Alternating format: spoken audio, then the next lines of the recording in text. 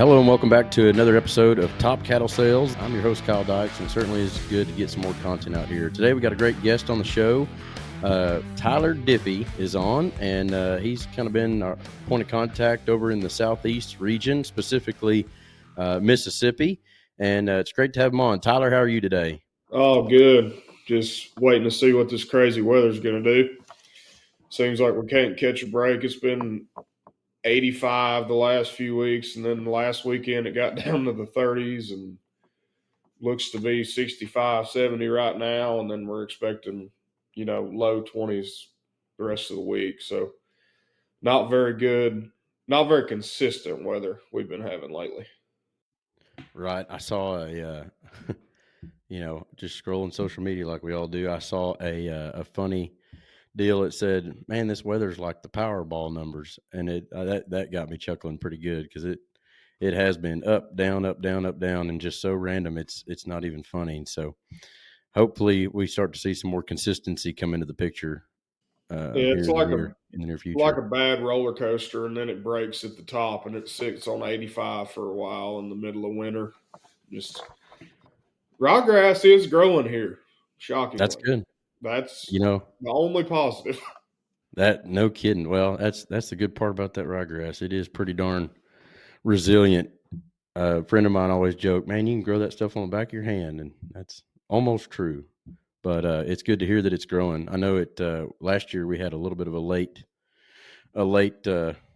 ryegrass crop, if you will, or whatever. But it sure did come on strong, and it stayed, as long as it could before we decided to cut it or graze it down. So that's good. Glad to hear that that's coming in. So that means y'all are getting a little bit of rain, I guess. Pretty consistent rain compared to last winter. I mean, we didn't plant ryegrass last year till right before Thanksgiving, and this year we got it in about when everybody else did. I mean, we didn't have rain last fall from dang near end of June till late October, if not longer than that. So we were bad dry. I mean, we didn't even break ground until middle of November last year. No kidding. Yeah, I mean, I say our specific place was almost exactly the same. I remember actually spreading it uh, over Thanksgiving week, which was kind of good because you get that cold snap and kills anything that might eat it down or mess it up. And then that's kind of when we finally started to get a little bit of rain to spritz it and get it started. And like I said, it did come in. Somebody told me to mix in some turnips as well, and I went ahead and did that. I don't know if I ever actually saw any, but they say you don't see them because they eat the tops of them, and it kind of helps aerate the ground in conjunction with your ryegrass. I don't know. We'll see. It came Yeah, in thick, that's for sure. the only bad part about actually getting it in when you're supposed to this year was armyworms. We had 2 or 3 rounds of armyworms, and Yep. they did a number on it. And That's why we did it so late. having places that are spread out, I mean, you don't always get to see some of it. And by the time you see what they've already eaten, they're on your next field, and you're just fighting a losing battle with them. Right. Right. We had to get it flown this year. Had to have a crop duster come in to spray the majority of the place to knock the armyworms down. But it is a blessing to have a big enough area that they can spray for Yeah, the no cattle. doubt. Well, and that plays into some of the things we're going to be talking about too. I know there's I'd say there's a lot of similarities, obviously a few differences in your region and here in Texas. But before we get into any of that kind of stuff, give everybody a little bit of background. You know, what's your claim to fame, or your what got you into the business or got you acquainted with it, and how you got to where you are today. Oh, I wouldn't say claim to fame. Grew up with my grandpa. We had registered Simmental, Angus cattle for until now. He had them when they were red and white. Is what I tell everybody. I guess he'd have got them in the '80s, and now I've taken over that deal. And we used to have a bull sale every year. We'd sell 50 to 80 registered bulls in the southwestern part of the state, right outside of Louisiana. Kind of hit the Louisiana, Mississippi, little bit of Texas clientele, and grew up showing in 4-H locally and nationally. We went to the junior nationals and the major shows, Louisville and Denver, and some of them.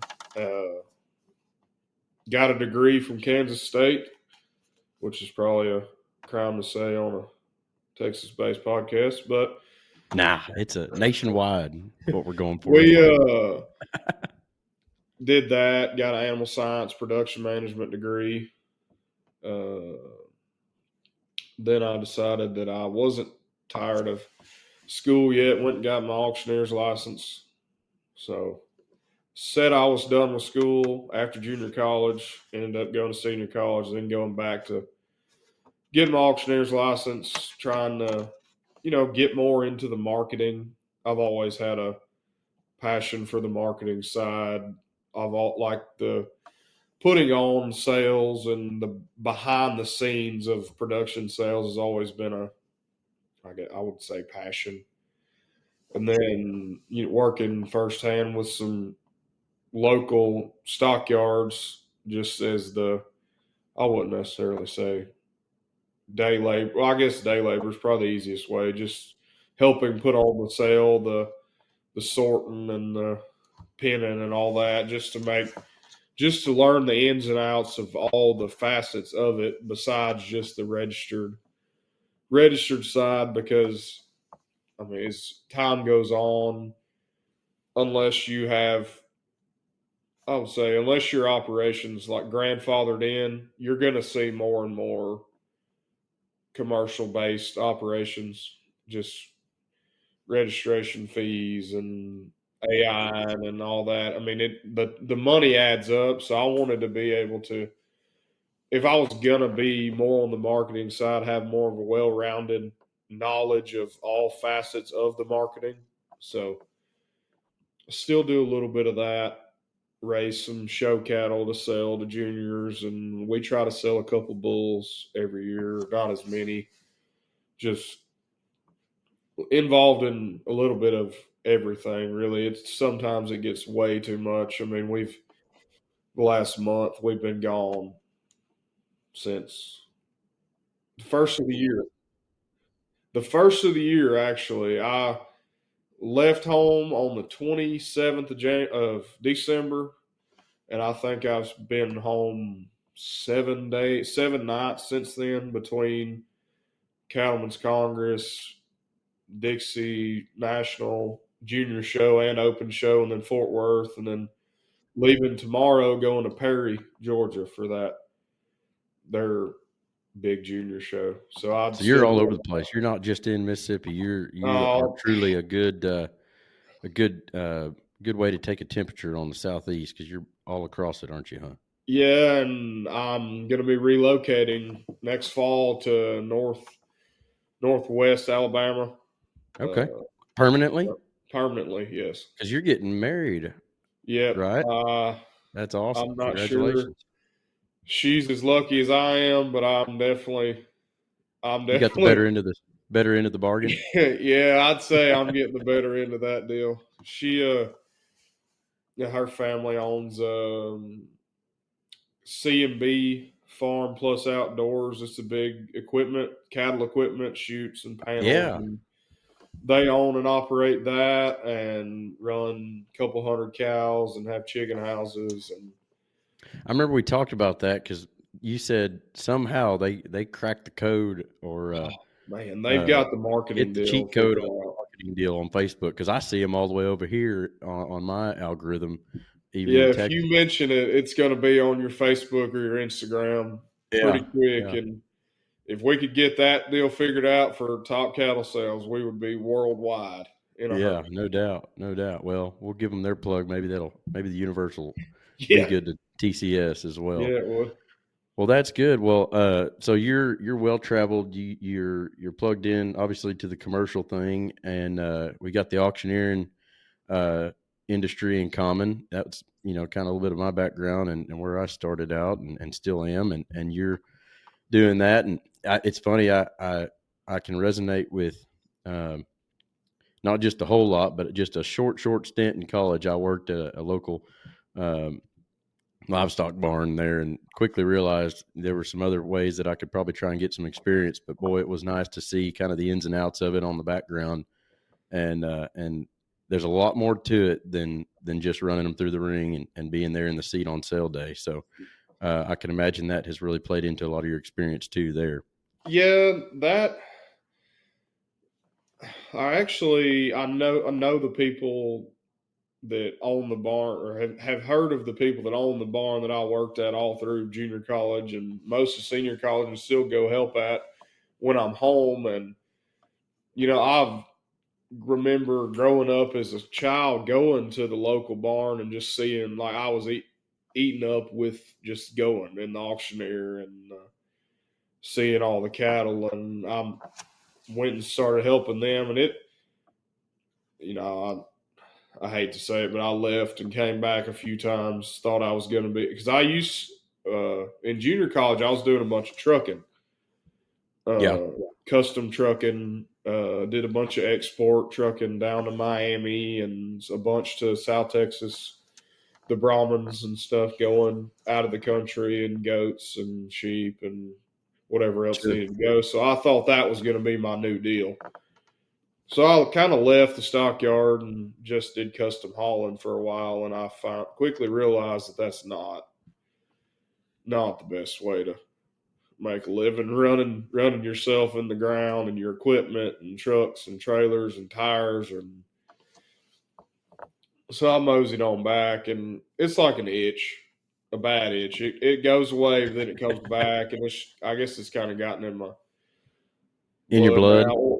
Yeah, it's not. I wouldn't even say as much as the stockyard, just the feeder cattle.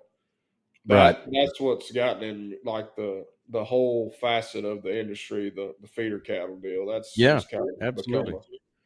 a Well, it's drug for funny you me. say that because that's kind of the whole reason that I even, developed Top Cattle Sales. Wherever it goes, whatever it does, the whole purpose of it was just kind of to give me a purpose to be back into the industry and start really trying to get more and more involved because the people. I mean, the people in it are great to deal with. Obviously in every industry you got people you don't want to deal with, but um, overall, it's funny. I don't remember where it was, so no sense in fact checking me on this, but I saw a deal that said industries with the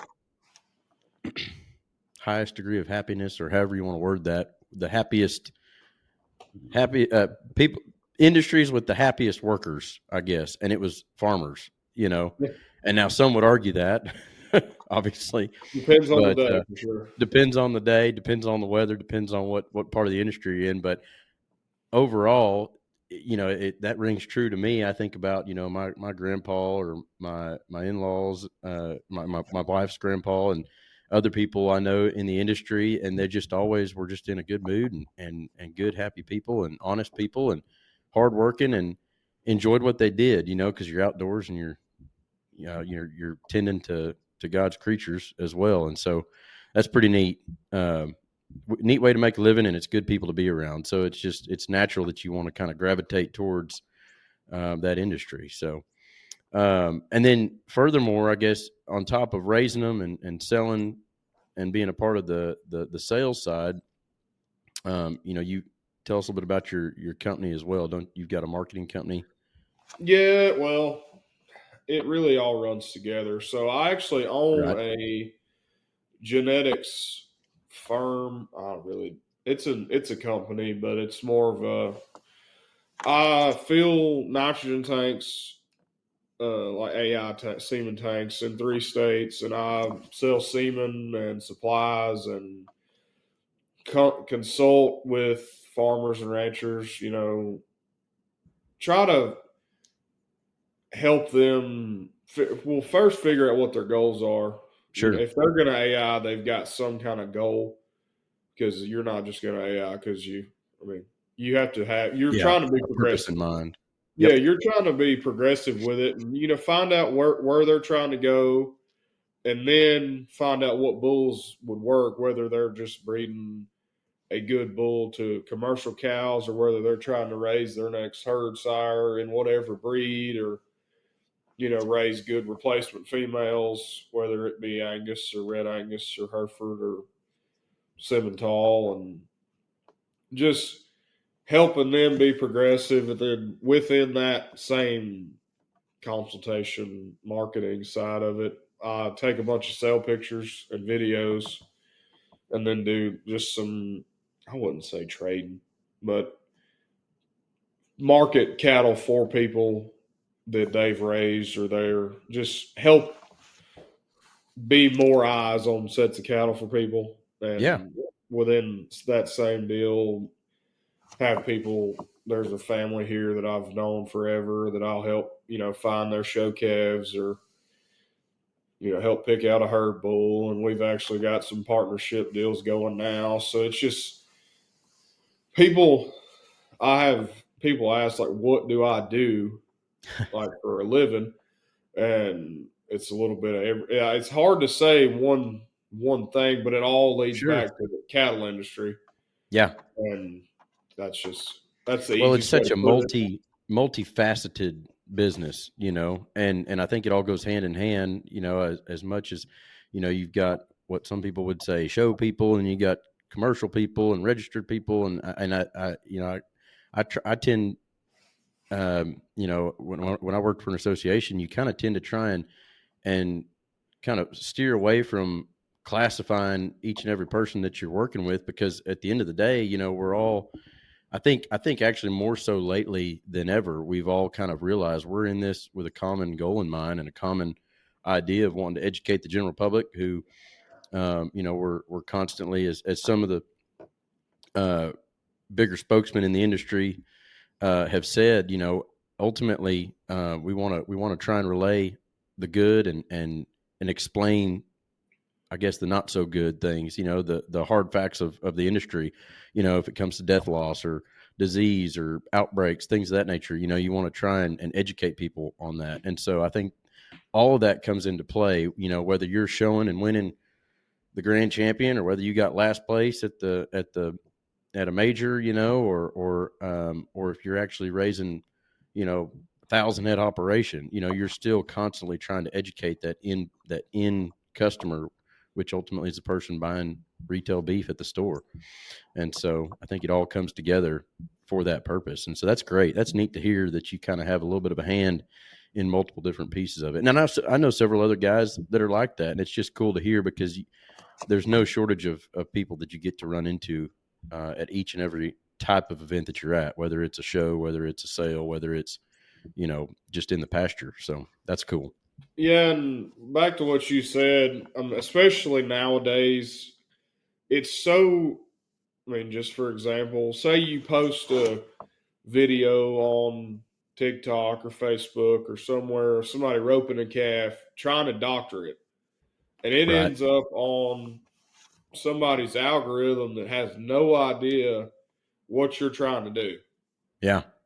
And if we don't advocate and explain thoroughly what we're trying to do is actually save the calf Mm-hmm. or the cow or whatever, that just adds more fuel to the fire of what's hurting agriculture for the future and right now, even. So 100%. we've got to be, and the agriculture industry is bad as any about this ain't how we used, this isn't what we used to do, or this, but in order to keep progressing it, we've also got to advocate progressively for it. Yep. I mean, because I plan on having kids one day and want them to be involved, and whether they don't want to show, at least be involved in the agriculture industry in some part of it. But and for it to keep growing, I mean, it's people say that it hasn't grown, and it's every. I mean, all the old farms are dying off, which I agree with. It's not near as. It's not. I wouldn't say cool. But for people my age that didn't grow up in it, most of them aren't going to just jump into it and buy some cows or Right. some I know what you mean. sheep Yeah. or anything. I mean, because the sheep deals take the hair sheep deal is taken off lately. Yeah. And those old farms are kind of going away, but the guys that are staying in it and the ones that are wanting to get involved are what's going to be still pushing whenever I have kids. But Yeah. we've got to be advocating for all facets of agriculture as a whole. And that's where I think we can this podcast, and there's others that are trying to bring a positive light to the agriculture industry and the ranching and whatever you want to call it for the future. Because if we keep doing what my grandpa did, I mean, I don't do anything hardly like he does, and I know it burns him up when he comes and helps, but we've got to keep moving forward and not, and actually, I hate to say defending, but we've got to keep bringing a bright light on what agriculture really is and what it's trying to do. Yeah. Well, and the Because transparency, I think, too, yeah, is just the as important, the world's changing, and we've got to keep being progressive with it, but in a positive way Yep. to help agriculture keep progressing. My grandpa would be the same way if he was still here. If you'd have mentioned rotational grazing, back in the day to him, he'd have been like, "What in the world are you talking about?" We just cut hay and feed it during the winter, and And leave the bulls out year round. leave the bulls out year round. Yeah. What's this pulling them in April kind of thing, or Yeah. whenever your calving season Well, yeah. is What's the projected? calving season? Yeah, what's a calving season?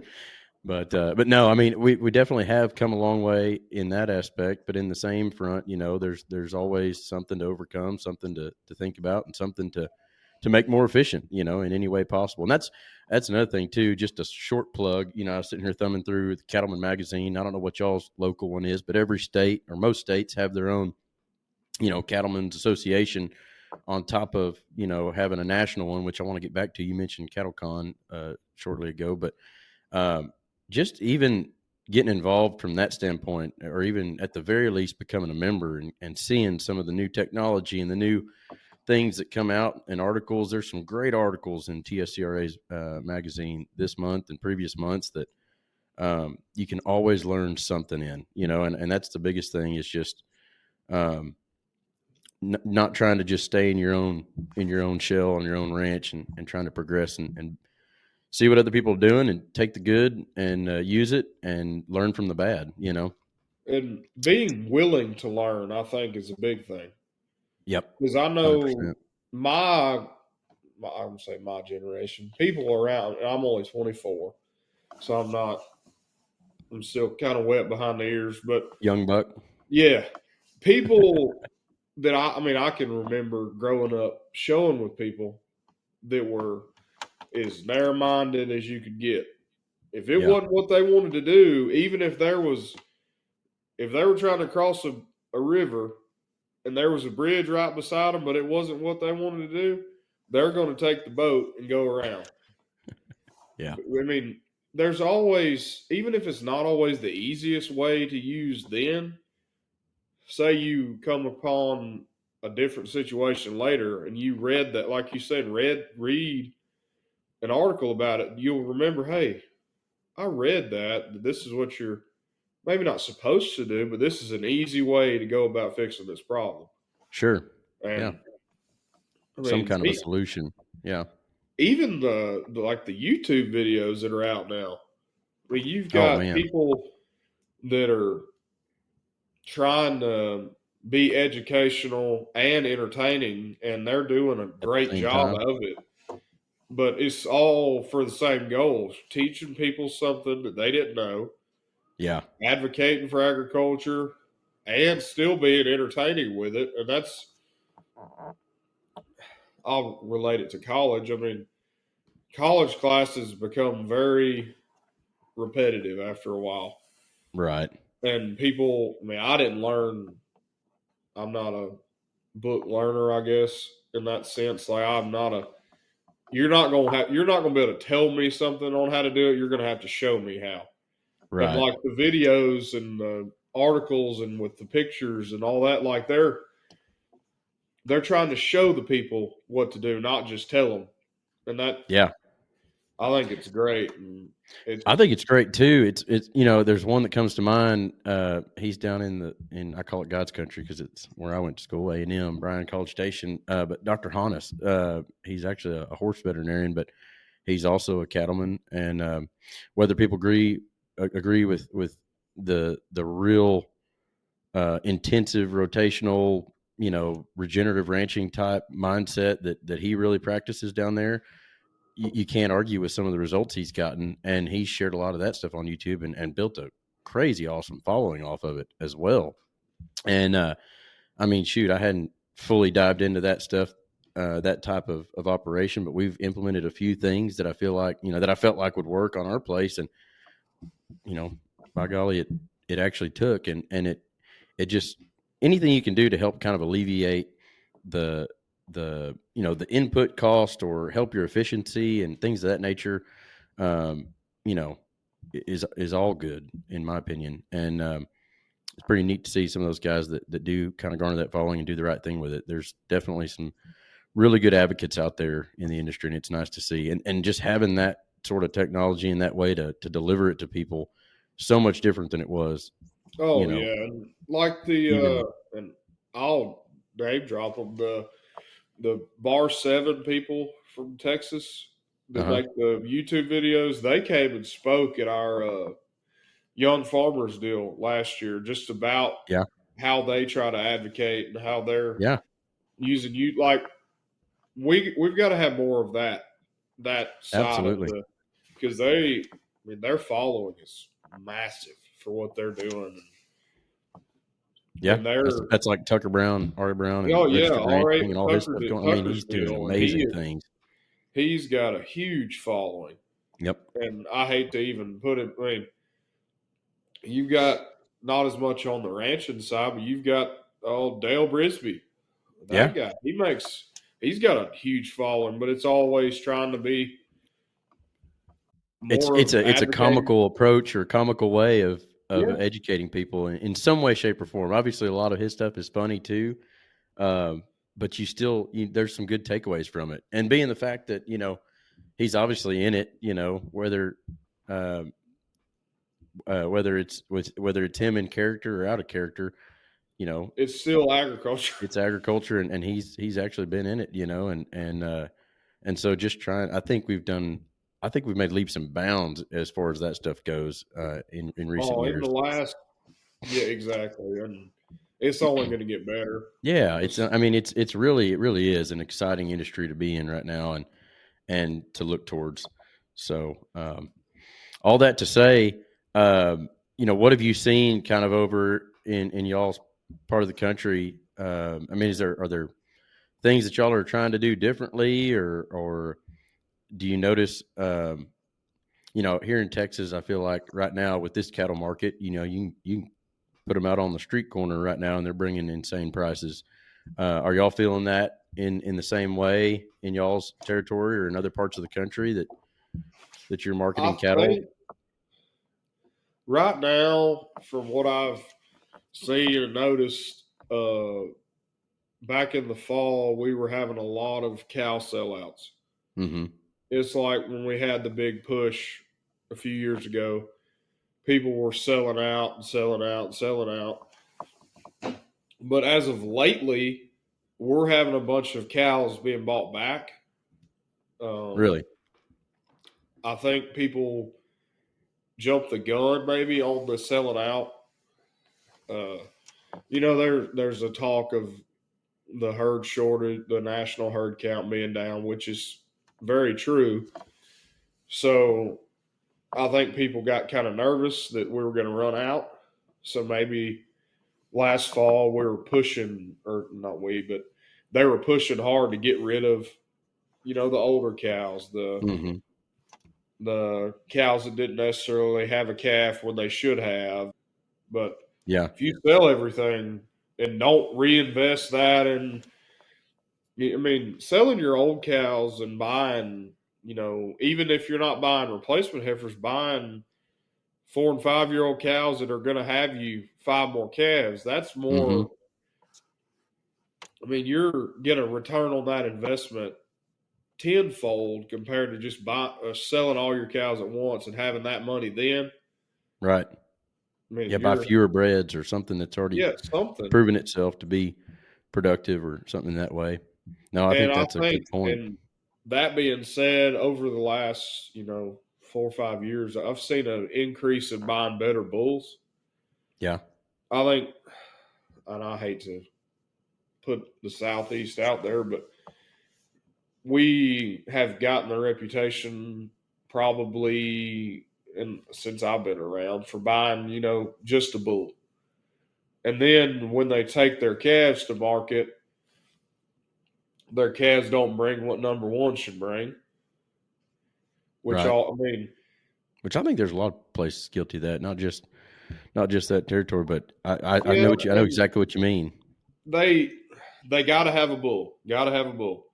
So they just buy whatever bull they can find, and part of that goes back to not knowing probably what a good bull is, and not knowing and I don't know how the education needs to come about, but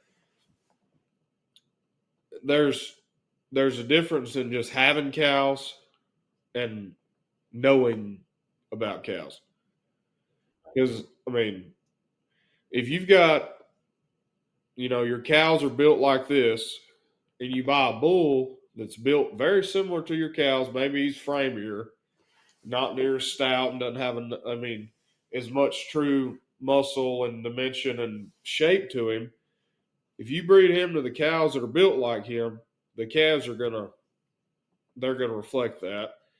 And say you run them in a pen at the stockyard with calves that are a lot stouter, maybe all the same color, and they're going to bring 10, 15, 20 cents higher than those, and you're going to get to wondering, and people have been guilty of going and asking, why did my calves not bring as much? Well, they're just not as good.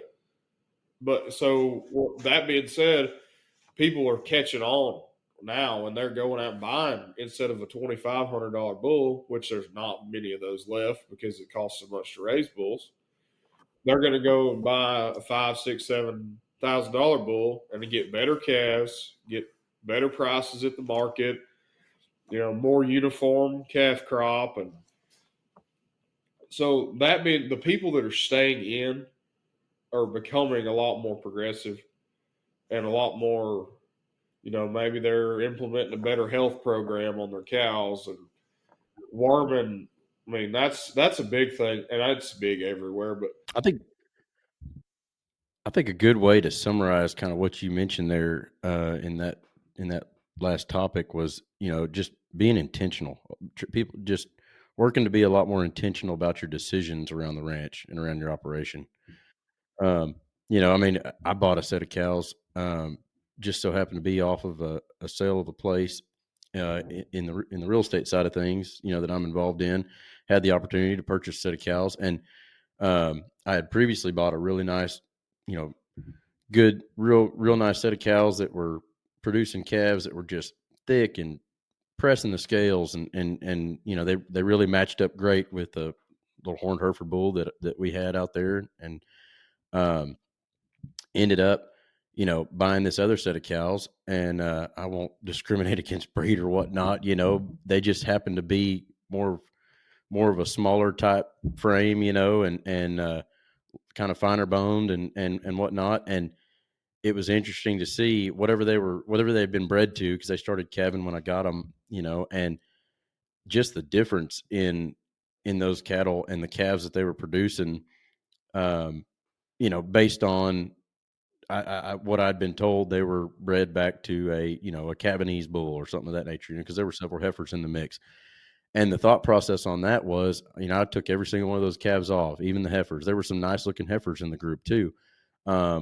But I hauled them off because if you continue whatever direction you're going with them, if you continue going back and breeding them to, um, like, either said smaller frame bulls, or, something that's more, Cabanese, quote unquote, type, stuff or anything of that nature, if you're not really actively looking to pair them up with what you've got, you're going to continue to fall in that direction, whether it's the right direction or not. You're going to kind of, I don't know if probably ought to probably could cut that part out, but either way, I just kind of noticed that if I continued on with those offspring of that set that I got, they were just gonna. I hate to use the word decline, but they were going to continue to get smaller and smaller and smaller, and then you can't go back to making them bigger because then you start having more cabin issues. Yeah, and by then you're 2 generations behind. Exactly. Yeah. Most of the time, you'll have a new bull by then. Right. Right. So anyway, that was a long way around to saying I That's think it's just about being more intentional and selective. yeah, Well, so talk a little bit about how kind of how we got connected. I know it was essentially through the website there, but that's kind of how I got the opportunity to meet you. I can't remember. I think you had reached out, maybe talked about kind of what in the world is this site, yeah. essentially. But Uh, I saw it on may have been Instagram first. You had a targeted ad out, uh-huh. and I had seen you on some other deals, some TikToks and whatnot, and had a mutual friend. Not sure if we need to name drop him or You not, but can old Brett we Moriarty. can. Yeah, old Brett. I've known him for forever, and Brett's He's good good people. good guy to have in your corner for sure. And called him and asked him about you. And then I'd message you on Facebook or Instagram or one of them. There's so many Right. social medias now, they all run together. And I was just trying to get more information about it. There's some other deals like Top Cattle Sales. They're not always based or trying to do what you're trying to do. And got some information and decided I thought that'd be a good deal to be a part of, especially for the Southeast. I mean, I know you're based in Texas and got some other people scattered a little bit everywhere that help, but just getting more eyes on Yeah. cattle for sale. I mean, I know most people can just take them to the stockyard or put them in a special sale or something, but sometimes people don't Right. want to do that. You got commission and you've got trucking and insurance and all that. And I've got people, I mean, the people that I've had put cattle on the site, they're wanting to do more face to Sure. face business. They're wanting to build those relationships with the customers and make repeat customers. And I think having this opportunity to promote your cattle in your operation, and B, it, and I hate to say, uh, get rid of the middleman, which would be like a broker or somebody like that. But there's no there when you're dealing with that person direct, the buyer and the seller are dealing with them directly. There's no hidden fees, or there's no commission added on top, or there's no I'm gonna take my cut here from you and then I'm gonna go take my cut from him. It's straightforward Sure. marketing to help the buyer and the seller. And if we need to help in any way we can, or any way they need, we can. But it's just it's a, let's say, I think there's it's like you said, there's a place for all the different things that you're talking about there in terms of brokerage and commission and additional resources for helping people move cattle. But at the same time, people that want to try and build their brand or build a reputation around their brand specifically, it gives them an opportunity to do that. And at the end of the day, too, I think there's also a place to be able to use it um, for those special sales and for those other events as well. If you wanted to, you can use it that way. Which I know you've got some sales that you wanted to mention coming up too, and you've utilized it. I mean, it's kind of funny. You're a great spokesperson for it because you've kind of used it for each type of thing that we are trying to hit on with it. And so I see what you're saying there. I mean, if you want to, yeah, you have the opportunity to do that in person, face to face. If you're the type of person who likes that more hands off approach, you can put it out there and find somebody that can represent it in that way. I think you've represented some directly, and you've also represented some for other people through the site. Um, Yeah, and it's that's all open to and negotiation at that point on your end. yeah, so through my marketing deal, we've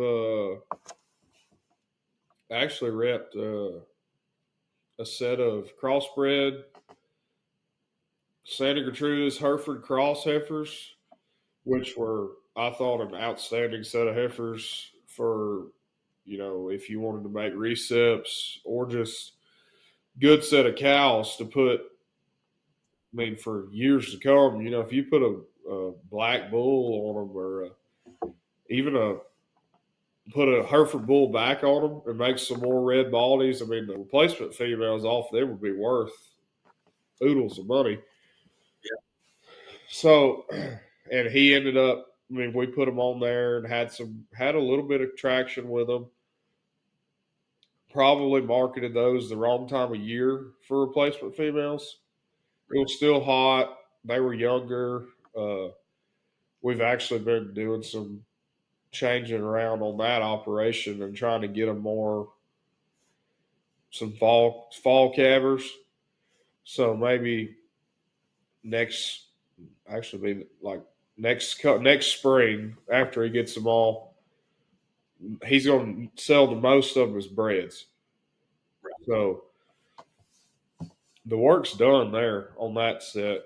I mean, he's selling bred heifers, he sold a bunch of bred heifers locally to a guy that wanted just some good red baldy heifers. And those all went back to King Ranch American red cows.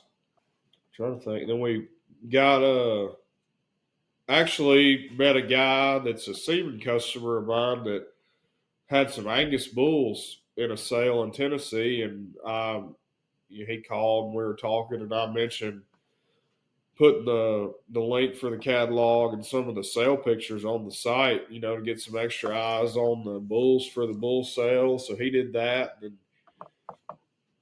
their sale I think averaged 7,000-8,000 something like that. Then I guess our most recent and probably the most exciting addition on the site is a set of Brahman heifers and some pairs. There's some grays, reds, and I'm gonna call them blacks. They're black in color. They're Brahman. They're 80% Brahman. They may have a little Brangus in them somewhere down the line, but they're solid black. They're all bred to black and Hereford bulls. Be calving. Actually had one calf last Wednesday. I mean, the prettiest little tiger stripe ball that you've ever seen.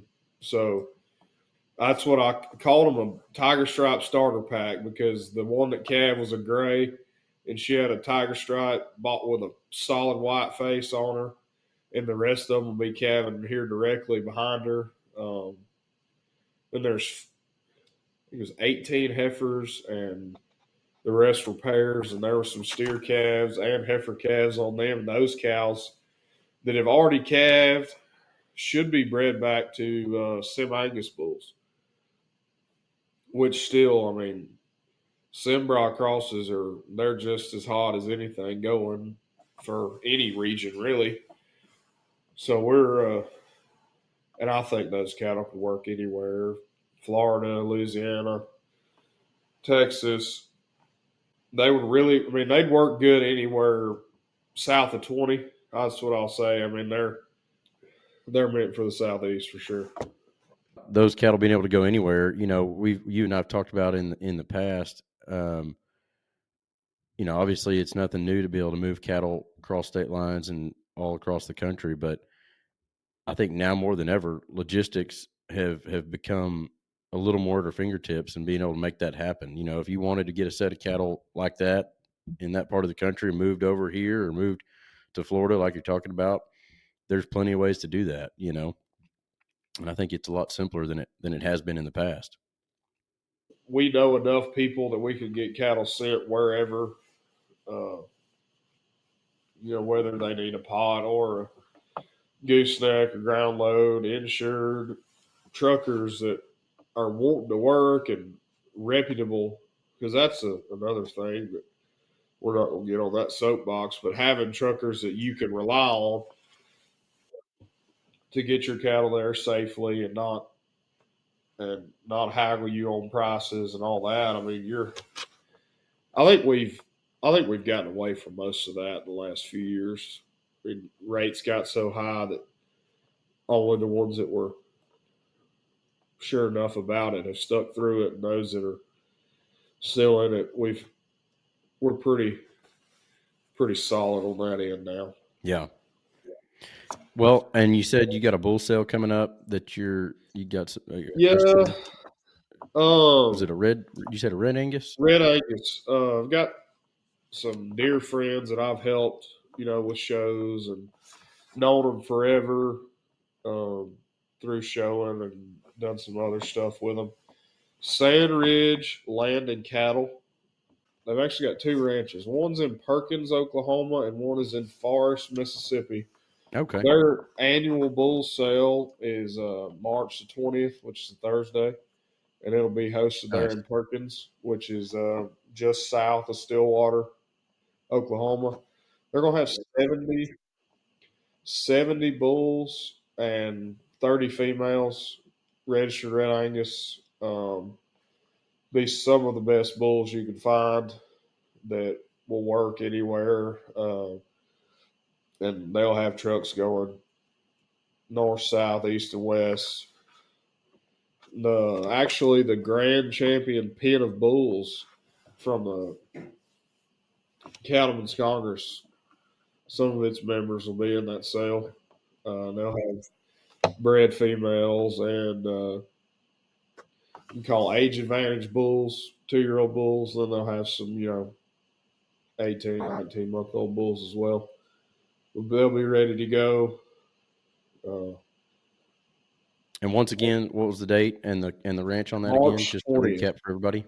March 20th, which is a Thursday. It's Sand Ridge Land and Cattle in Perkins, Oklahoma.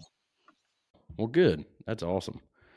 I'm sure that'll be a barn burner as well. There's been a lot of great sales all over, and of course March. March is bull sale April is big sale time. So it's neat to see kind of what things are starting to average. I've heard some really, really good numbers, really strong numbers lately, which is great to see.